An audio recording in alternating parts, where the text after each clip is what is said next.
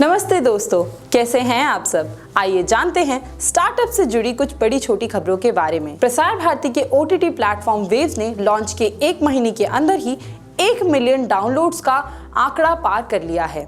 Information और broadcasting मंत्री अश्विनी वैष्णव ने एक्स ट्विटर पर ये खुशखबरी शेयर की। Consumer affairs minister Prahlad Joshi ने central consumer protection authority CCPA को ओला और उबर जैसे राइड हेलिंग प्लेटफॉर्म्स के खिलाफ उनके डिफरेंशियल प्राइसिंग टैक्टिक्स की जांच शुरू करने के निर्देश दिए हैं, जिससे उन्होंने अनफेयर ट्रेड प्रैक्टिसेस कहा। एक्स पर एक पोस्ट में उन्होंने इन टैक्टिक्स को ट्रांसपेरेंसी के अधिकार का स्पष्ट उल्लंघन बताया। उन्होंने कंज्यूमर प्रोटेक्शन से इस मामले पर एक डिटेल्ड रिपोर्ट जल्दी से जल्दी प्रस्तुत करने को कहा। भारत के anti trust watchdog CCI Apple के बिजनेस प्रैक्टिसेस के खिलाफ अपनी प्रोसीडिंग्स को तेजी से आगे बढ़ा रहे हैं। CCI ने बड़ी टेक कंपनीज को फाइनल हियरिंग के शुरू होने से पहले कॉन्फिडेंशियल इंफॉर्मेशन तक एक्सेस देने की सुविधा देने पर सहमति व्यक्त की है। CCI की प्रोब फाइंडिंग्स के मुताबिक एप्पल पर अपने डोमिनेंट पोजीशन का गलत इस्तेमाल करने और कॉम्पिटिशन लॉ तोड़ने का आरोप लगाया है। रिजर्व बैंक ऑफ इंडिया ने फाइनेंशियल सेक्टर में आर्टिफिशियल इंटेलिजेंस के रिस्पॉन्सिबल और एथिकल यूज के लिए एक फ्रेमवर्क डेवलप करने के लिए एक कमेटी बनाई है, जिसे फ्री AI का नाम दिया गया है। इस फ्रेमवर्क को बनाने के लिए कमेटी फाइनेंशियल सेक्टर में AI के यूज का एनालिसिस करेगी, दोनों देश और विदेश के लेवल पर।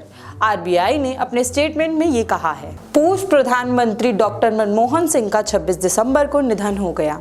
आज हम बात करेंगे कि कैसे उन्होंने भारत में स्टार्टअप्स और एंटरप्रेन्योरशिप की नींव रखी। 1991 में भारत एक फाइनेंशियल क्राइसिस में था, जहां फॉरेन एक्सचेंज रिजर्व्स सिर्फ 2,500 करोड़ थे, सिर्फ 2 हफ्ते के लिए। मनमोहन सिंह, जो उस समय फाइनेंस मिनिस्टर थे, उन्होंने 24 जुलाई 1991 को पार्लियामेंट में एक हिस्टोरिक स्पीच दी। उनके रिफॉर्म्स ने भारत को लाइसेंस राज सिस्टम से आजाद किया, जो बिजनेसेस को काम करने में बहुत मुश्किल बनाता था। लाइसेंस राज, जिसे परमिट राज या लाइसेंस परमिट राज भी कहा जाता है, एक ऐसी व्यवस्था थी जिसमें सरकार के काफी सख्त नियम और नियंत्रण भारत की अर्थव्यवस्था पर लगे हुए थे।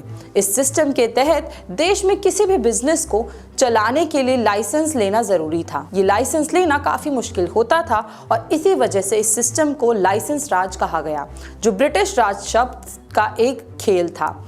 इस शब्द को स्वतंत्र सेनानी और स्वतंत्रता पार्टी के संस्थापक C राजगोपालाचारी ने कॉइन किया था। लिबरलाइजेशन के रिफॉर्म्स के बाद इंडस्ट्रीज को स्ट्रिक्ट गवर्नमेंट कंट्रोल से फ्रीडम मिली, प्राइवेटाइजेशन से प्राइवेट कंपनीज को ग्रो करने की आज़ादी मिली और ग्लोबलाइजेशन ने भारत की इकोनॉमी को फॉरेन इन्वेस्टमेंट्स और ट्रेड के लिए ओपन कर दिया।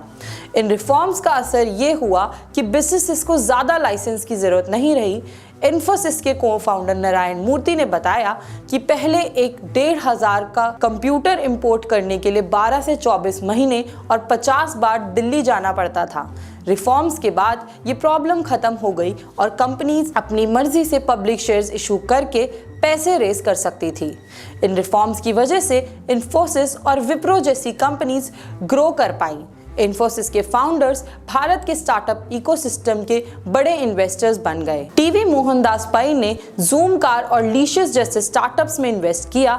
एक्सिलर वेंचर्स, जो इन्फोसिस के फाउंडर्स का एक वेंचर है, ने 127 प्लस स्टार्टअप्स को फंड किया। इन्फोसिस के एम्प्लॉयज, जिन्हें इन्फोसिस माफिया कहा जाता है, अपने खुद के टेक वेंचर्स शुरू करने लगे, जैसे Cars24 और मैजिक पेन। डॉक्टर सिंह ने भारत के डिजिटल रेवोल्यूशन के लिए ग्राउंड वर्क भी रखा। 2008 में इन्फोसिस के को-फाउंडर नंदन नीलकानी ने यूनिक आईडी का आइडिया प्रपोज किया और डॉक्टर सिंह ने इस आइडिया को सपोर्ट करके आधार बनाए।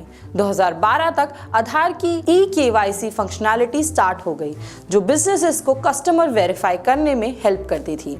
ब्रॉडबैंड कनेक्टिविटी के लिए उन्होंने 2011 में national optical fibre network launch किया, जो विलेजेस को ब्रॉडबैंड से कनेक्ट करने के लिए था। 2014 तक 1.5 लाख विलेज पंचायत ब्रॉडबैंड से जुड़ चुकी थी। उन्होंने फॉरेन इन्वेस्टमेंट्स को प्रमोट करते हुए इंश्योरेंस में फॉरेन इन्वेस्टमेंट का लिमिट 26% से 49% कर दिया और मल्टी ब्रांड रिटेल को फॉरेन प्लेयर्स के लिए ओपन किया। इसका रिजल्ट ये हुआ कि एडवांस टेक्नोलॉजी, बेटर प्राइसिंग और ज़्यादा कैपिटल भारत में आया। इलेक्ट्रिक व्हीकल्स के लिए उन्होंने 2013 में national electric mobility mission plan launch किया, जो हाइब्रिड और इलेक्ट्रॉनिक व्हीकल्स को प्रमोट करता था और आज के ईवी इकोसिस्टम की फाउंडेशन बन गया। डॉक्टर सिंह के रिफॉर्म्स ने भारत को एक सर्विस ड्रिवन इकोनॉमी में बदलने में मदद की और इनोवेशन और एंटरप्रेन्योरशिप को प्रमोट किया। पीएम के टेन्योर 2004-2014 में भारत ने $90 बिलियन वेंचर कैपिटल और प्राइवेट इक्विटी रिसीव किया, जो 4000 से ज्यादा कंपनीज को सपोर्ट करता है। उनकी वजह से भारत आज एक ग्लोबल स्टार्टअप हब और वर्ल्ड का 3rd लार्जेस्ट स्टार्टअप इकोसिस्टम बन गया है। डॉक्टर मनमोहन सिंह के विजन और पॉलिसीज ने भारत को एक इकोनॉमिक क्राइसिस से निकालकर एंटरप्रेन्योरशिप और डिजिटल इनोवेशन के फाउंडेशन पर खड़ा किया। आज भी उनका इम्पैक्ट भारत के टेक और स्टार्टअप इकोसिस्टम में क्लियरली दिखता है। आपके डॉक्टर मनमोहन सिंह के बारे में क्या व्यूज हैं, हमें कमेंट्स में जरूर बताएं और ऐसे और वीडियोस के लिए देखते रहिए राइजिंग भारत।